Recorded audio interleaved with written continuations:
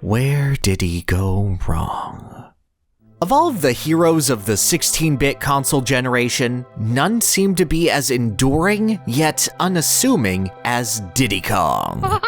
As the Player 2 character in the absolutely mammoth Donkey Kong Country, main character of 2 of his own games, and general Mario spin-off mainstay, it's fair to say that Diddy's gotten a lot of spotlight over the years. But Diddy is a bit of an odd duck when it comes to protagonists. When you discuss the Sonic cast, Yoshi, Crash, Earthworm Jim, even also-rans like Bubsy, you're generally gonna get a strong reaction when it comes to character, be it positive or what could possibly go wrong? And while Diddy definitely has plenty of fans, myself certainly included, the general reaction to him nowadays feels a bit more muted compared to his 90s platforming contemporaries. He's a nostalgic goldmine that brings back memories of battling through Crocodile Isle, but that's also a role that practically any non-DK character showing up can do. Critter popping up in Mario Strikers as a gold leaf feels like a bigger send-up to DKC than Diddy being playable in a dozen other titles. Diddy seems to lack any agency outside of being a nod to the country of yesteryear, showing up when the big ape could use a helping hand on his sports team and not much else. And that's such a shame, because Diddy is so much more than just Donkey Kong Jr. Diddy stands head and shoulders above his peers with a full character arc, completely realized by the time he jumped off the SNES and pushed even further with future appearances on the N64. And this wasn't something expressed totally through instruction manuals either. Diddy's bravery, his uncertainty, his inexperience, and his potential were poured right into his gameplay, giving Diddy an incredible mechanical identity that was wordlessly expressed to players. And as the years have gone on, it's something that's faded more and more into distant memory. Diddy's impact being forgotten after appearance of monkey. So let's take a look back, study the mind behind the monkey, and rediscover the forgotten heroism of Diddy Kong. I'm Diddy! When pitching around ideas for the then upcoming Donkey Kong Country, developer Rare had a conundrum. To match their lush, organic, natural landscapes, they wanted to keep the game screen free of clutter. No score meter, UI elements only popping in when necessary, like when picking up a banana or losing a life. Just a pristine experience to really immerse players in the world they were creating. But this led to a problem. The designers wanted Donkey Kong to have more than one hit point, but didn't want to represent his HP with any kind of meter flashing on screen. To match the world around him, there had to be a consistent visual indicator that DK could take a punch. One option would have been to make Donkey Kong look more powerful somehow. But that meant that half of the time, you were playing as a Donkey Kong that didn't look like Donkey Kong. And that whole thing was sort of Mario's crib already.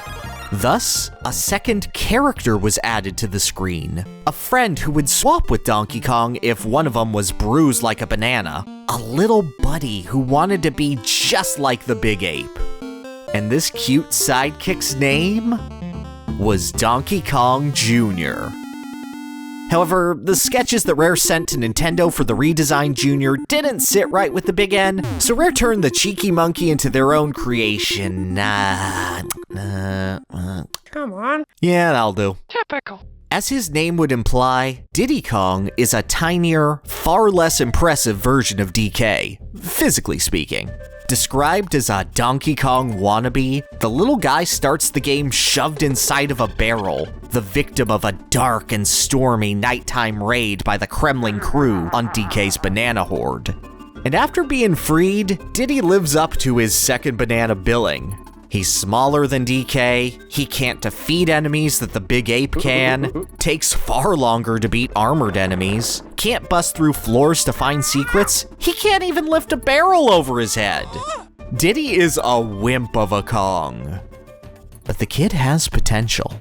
As DK himself describes, he's got the guts, the reflexes, the heart to become a true video game hero. All he needs is the experience and exposure. And as the two barrel through the Kremlin crew, retaking the horde banana by banana, Diddy proves himself to be just like outright better than DK for like 90% of the whole game. While Diddy lacks the raw power that DK has, that only really applies to a few secrets and 3 enemies. Everywhere else, it's advantage Diddy. His smaller size makes him harder to hit, a fact that even the manual points out makes him a better choice for water levels. He's both faster and can jump slightly higher than DK, making navigating levels all the easier. His inability to lift a barrel over his head is actually an advantage, Diddy's carry allowing the barrel to shield him from incoming attacks, and find secrets far more easily by rubbing it against destructible walls. But more important than all of that, Diddy represents the flow of Donkey Kong Country perfectly. Every level was built to be a fair challenge when first experiencing it, but could be cut through like a hot knife through butter by a skilled player. Ropes swing in rhythm so a speedy player never has to wait. Enemies give you extra speed as you roll through them. Every barrel cannon is synced to be blasted through as early as possible. And Diddy is masterfully built for this uninterrupted, skillful speedrun, representing the fluidity and kinetic language of Donkey Kong Country to its absolute fullest. While DK can beat Donkey Kong Country, and even perhaps slightly more reliably, only Diddy Kong could ever truly master it. Like his intro says, all he ever needed was a little experience. And that feeling of growth was something that became instilled into Diddy Kong's fans. Player 2 characters that joined the main hero had existed long before Diddy, and had a history of being more awkward versions of their protagonist with that little spark of potential. Luigi had been serving as the slightly more clumsy Mario brother for a long time now, and Tails was outright an upgrade to his hero Sonic, an infinitely responding support to the blue blur who could glide through platforming challenges with ease. The idea of a little brother character for a less experienced player, while the main in the house takes the reins as the titular hero, was a common cultural occurrence during DKC's development. And Diddy spoke directly to that dynamic. He was the less experienced player, but he had potential. And more than that, he had the most room to grow. Diddy wasn't a video game hero yet, but he was gonna be. And with time and effort, those most likely to play as him in co-op would be too.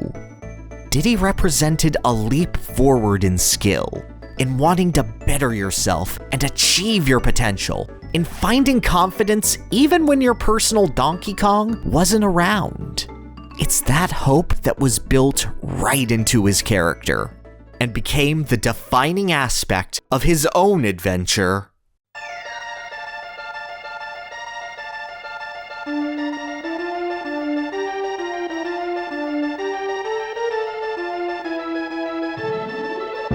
I've kidnapped that lumbering fool Donkey Kong, and you will never see him again.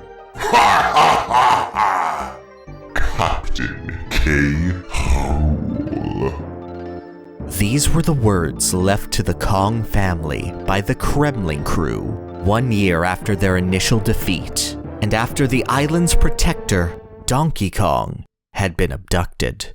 Forced to either surrender their banana horde or the Kong family patriarch, the DK crew was thrust into despair. Until Diddy presented another option. He would fight, throwing himself into the Kremlin homeland and battling its entire army to save his big buddy. Here we go! Donkey Kong Country 2 didn't need to be a risky game. The monstrous success of the original made its existence almost obligatory. But the young team at Rare wasn't interested in simply making a follow-up. They wanted to make the best Donkey Kong Country game they possibly could. Crocodile Isle would be much larger, filled with more secrets, more imposing, more fantastical, and much harder to conquer than Donkey Kong Island was. And the one put up to the task of conquest wasn't the titular gorilla, but his little buddy Diddy Kong and his debuting girlfriend Dixie. Player 2 had been given the chance to be the star, but would Diddy and everyone who'd grown to love playing as him reach their potential? Would Diddy's conquest create new heroes out of its players? Buddy, it's still regarded as one of the best 2D platformers of all time. Of course it did. It's probably the reason you're on this video right now. DKC2 features some of the most thrilling, dense, and enjoyable levels of any platformer, and Diddy Kong was perfectly suited to handle each and every one of them. Diddy's speed comes back in full force, complemented by more vertical level design to let his climbing and jumping abilities shine even further. Dixie Kong remained the excellent beginner character that Donkey had been before her. But unlike the Big Ape, wasn't completely outshone by Diddy. Her ponytail twirl letting her correct mistakes when jumping and access secrets more easily. Diddy didn't invalidate his girlfriend, he propped her up. Something shown quite literally as they used team-up moves to plunder every inch of K. Rool's lair, emphasizing just how important each one was to keep alive. And Diddy himself is just brimming with confidence and swagger, going from being shoved in a barrel to killing a man, killing his ghost, and performing a freestyle rap on his corpse both times. Through the tightness of Diddy's control, from his character, from his confidence, you feel the experience that he's gained from his last adventure. You know how much more sure of jumps he has to be than Dixie, how much higher his skill ceiling is, how good Diddy Kong is. And fans of Donkey Kong Country were fully ready to celebrate him. In spite of lacking DK's star power and the game never being bundled with the SNES, Donkey Kong Country 2 sold over 5 million copies. More than Final Fantasy, more than Dragon Quest, more than even A Link to the Past. And the best part is, the entire plot of DKC 2 is built on proving that Diddy can hang with the greats. Scattered throughout the game, Cranky Kong himself placed dozens of video game hero coins, one in each level, to truly test Diddy's abilities. Individually, the coins add nothing. They're big and flashy, but you don't really do anything with them. That is, until you manage to defeat Captain K. Rool, and Cranky takes Diddy to see some real video game heroes. Cranky tallies up the total amount of hero coins collected and compares Diddy's score to Nintendo All-Stars like Link, Yoshi, and Mario, along with some other rubbish losers. Ostensibly, this is just an aesthetic bragging rights reward, but it serves as the perfect bookend of Diddy's character arc. Diddy had been considered a video game hero in training since his debut, worshipping the ground Donkey Kong walked on, hoping that one day he could match up to the Big Ape. Not only does he get to be on equal ground with DK after this adventure, he overcomes legends of the industry, earning the respect of an older generation. Everyone who stuck by Diddy, everyone who started as the player 2 in their household and wanted to lead the charge with DKC2, gets to know that they made it to the top of the mountain. Donkey Kong Country 2 was their game. Diddy was their hero. And this game's reception and legendary status cemented that feeling as something that could never be taken away. Diddy had surpassed Cranky's wildest expectations, and definitely, totally for sure made certain that he would never be regulated to, quote, cheap cameo roles in the future. Sometimes foreshadowing is relatively obvious. After this, there was nothing stopping Diddy from becoming a bona fide Nintendo superstar. They even had stars on his shirt to prove it. The acrobatic ape was kidnapped alongside his big buddy in Donkey Kong Country 3. The Kremlin crew considering Diddy a big enough threat to get out of the way and use his brainwaves to power a world-conquering robot. DKC3 is weird. Future heroes like Banjo and Conker befriend him, drawn to and inspired by Diddy as he meets them on untold adventures and introduces the gaming world at large to them with his presence. Diddy wasn't just on the same bus as Nintendo's greats. Now, he drives the bus, slapping himself into RC Pro-Am 64 and transforming it overnight into Diddy Kong Racing, said to be the most pre-ordered game in existence at the time of its release. By the time Donkey Kong 64 rolled around, Diddy was flying high as one of the most bankable names that Nintendo had in its roster, the likes of Yoshi, Kirby, Banjo, and Fox falling far short of his reach. I'm a winner! And by his 3D platformer debut, Diddy was pretty deservedly full of himself. This is expressed thoroughly in DK64. Diddy shredding on his electric guitar with attitude, taunting Kremlings as he rockets around them. But that swollen head still gets him into trouble, like in his fight with Dogadon, where he proudly dominates a harmless dragonfly before realizing he's gotten way in over his head when its monstrous parent comes out looking for revenge. Diddy doesn't just stay the same brave little monkey he was through DKC 2. He continues developing, continues learning what it means to be a hero, and learns both the right and wrong lessons from DK's laid-back nature and effortless bravado. Just as in his games, Diddy never once let his momentum rest, charging forward with a newfound confidence. And as a new millennium dawned with a new console, Diddy proved himself a more popular player too than even Luigi. Let me reiterate that. Statistically, Diddy was a better Luigi than Luigi. And he was fully ready to fling himself into a bright, shining new age of Diddy Kong Mania.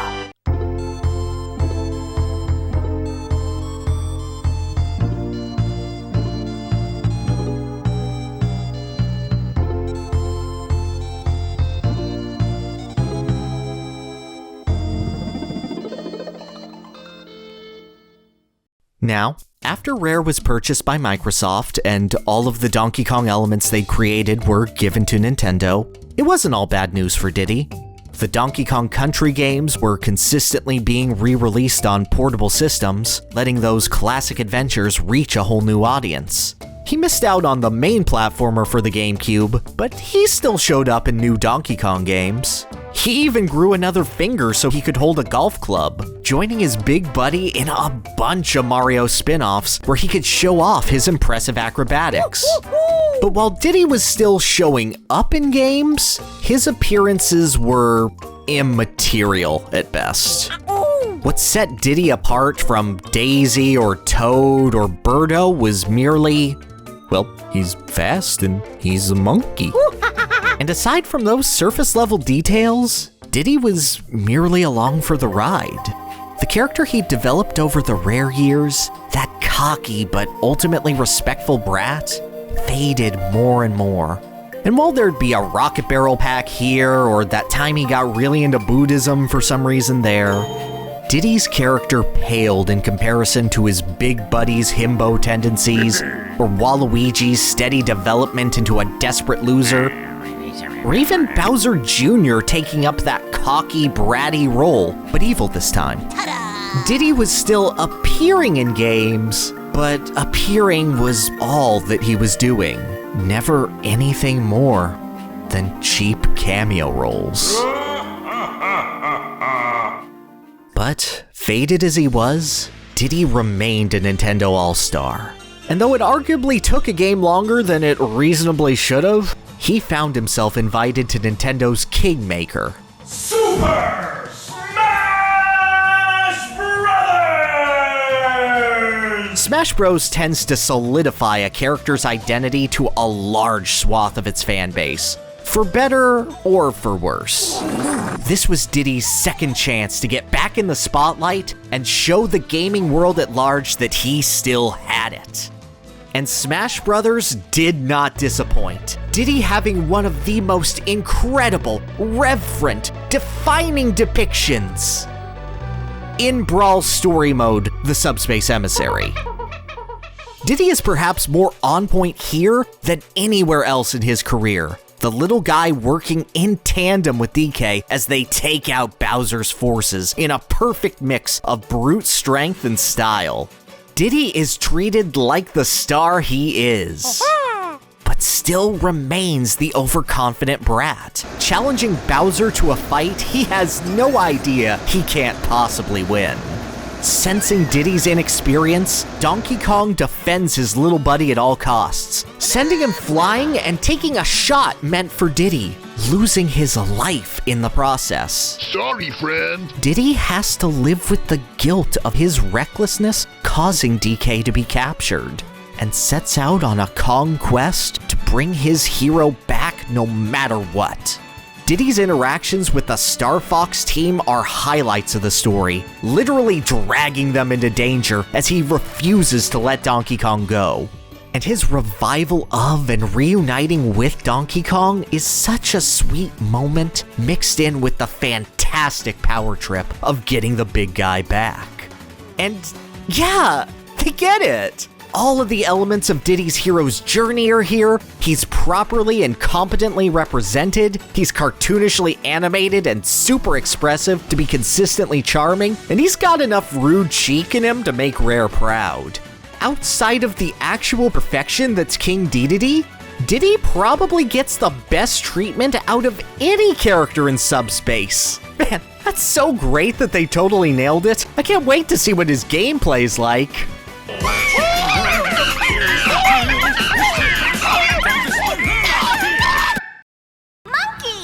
There are elements of Diddy Kong in Smash that fit his character. He's got his cartwheel, his rocket barrel pack and peanut pop guns can blow up right in his face to show his inexperience. Monkey flip, it works as an extension of his momentum-based gameplay in DKC. And he's definitely got a high skill ceiling, so they got that part right. But compared to the stylish, cartoony, overcommittal simian he is in his series, and heck, even in Smash's own cutscenes, the fighting game interpretation of Diddy Kong is really freaking annoying, alright? So much of his body language is devoted to being monkey-like, to the point of Sakurai boasting of how good and accurate he looked in motion during Diddy's reveal on the Smash Dojo.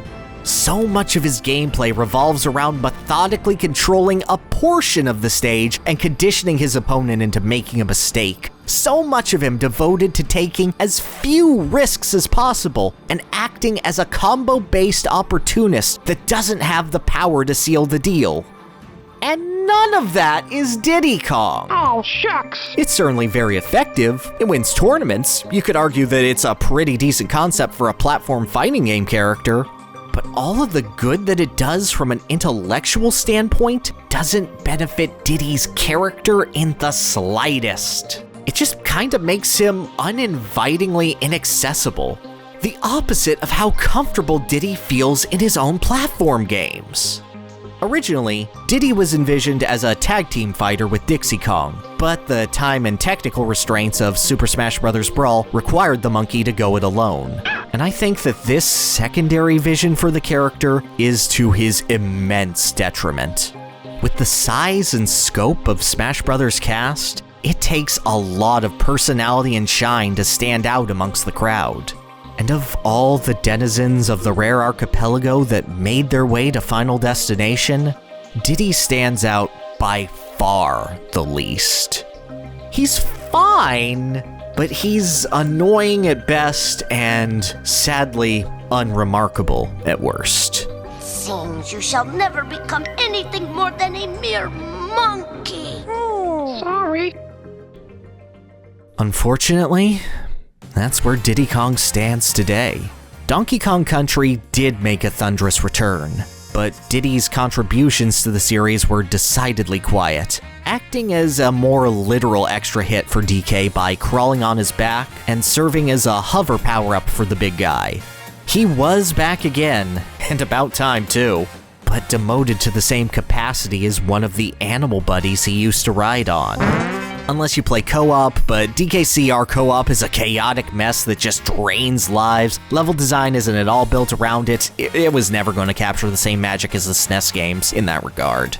Tropical Freeze leaves Diddy even worse off, completely overshadowed by his girlfriend and even Cranky Kong. No competition! Leaving the character sadly and fittingly antiquated. He didn't manage to show up for Donkey Kong's adventure with the Rabbids. He became part of the myriad of Smash Bros. Characters folks occasionally forget are even in the game. He seems to only show up sometimes in Mario spin-offs, to the point where his inclusion feels like a coin flip. Looky here, look what I got! Don't think I won't let little Diddy drop! It's a sad state. But man, what a ride the little guy had. Diddy started his life as a redesign of a legacy character, and once he was told he'd have to stand on his own 2 feet as his own creation, literally rolled with it. He was defined by the expectation that he wasn't good enough, that he couldn't get things done, that he was lucky just to be Player 2. And in response, spent 2 whole adventures bonding with Player 2s all over the world as they grew together and proved everyone wrong with style and flair. He reached superstardom and kept pushing and furthering his act until he was an irreplaceable part of his universe. No matter how much time passes and how watered down each individual appearance becomes, Diddy remains an important part of Nintendo's identity. He's the childish brashness of their 90s output personified, and his most defining game hasn't aged a day in feel and momentum. And the hope that one day he might scale that mountain again and show the world who Diddy Kong is still makes every future appearance an exciting prospect. Things are currently looking up for Donkey Kong as a whole, and you can be sure that wherever DK goes, Diddy will be sure to follow, primed to shine. As time goes on, I'm confident that Diddy will tap into what made him special again, grow further as a character, and show the world what was lost so long ago. The forgotten heroism of Diddy Kong.